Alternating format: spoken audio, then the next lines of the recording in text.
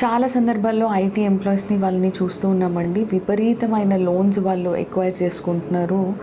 ట్రేడింగ్‌లో అని అండ్ వేరే ఇన్వెస్ట్మెంట్స్, రాంగ్ ఇన్వెస్ట్మెంట్స్ చేసి బోలెడన్ని డబ్బులు పోగొట్టుకొని విపరీతమైన అప్పులయ్యి నెక్స్ట్ ఏం చేయాలో తెలియని సిచ్యుయేషన్లో ఎండ్ అవుతున్నారు. ఓకే. చాలామంది అసలు ట్రేడింగ్ అవగాహన లేకపోయినా కానీ దాంట్లో ఎఫ్&ఓస్, ఫ్యూచర్ అండ్ ఆప్షన్స్ అని వేరే థింగ్స్ దాంట్లో ఇన్వెస్ట్ చేసి బోల్డ్ డబ్బులు పోగొట్టుకుంటున్నారు.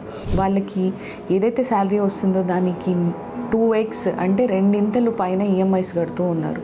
వేరిన్ వాళ్ళ సర్వైవల్ కూడా అంటే బతకడానికి కూడా వాళ్ళకి చాలా కష్టమైపోయిన సందర్భాలు చూస్తున్నాం.